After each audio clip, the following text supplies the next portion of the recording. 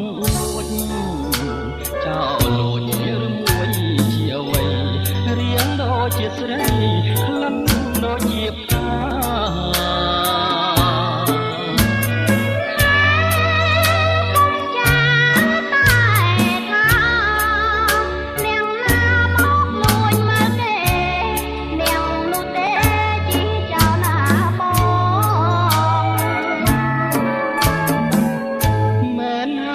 ចោលបងគឺចោលលួចចិត្ត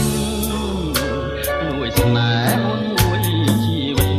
សូមតែអាណិតសូមតែមេត្តា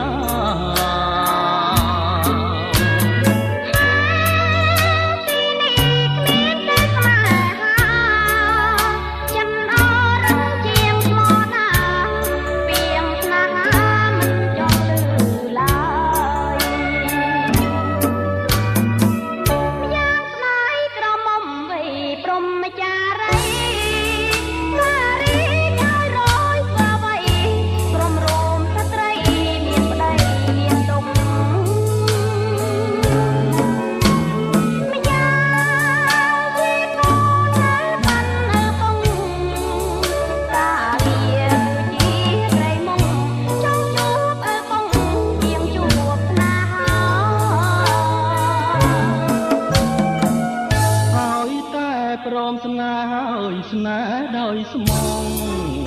ព្រួងបងប្រមាត់មើលចុងបងពិនជាប្រងសំដងរាំងរី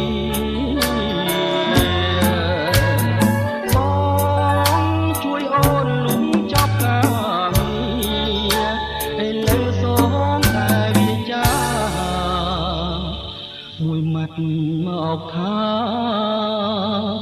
មេត្តាបងទី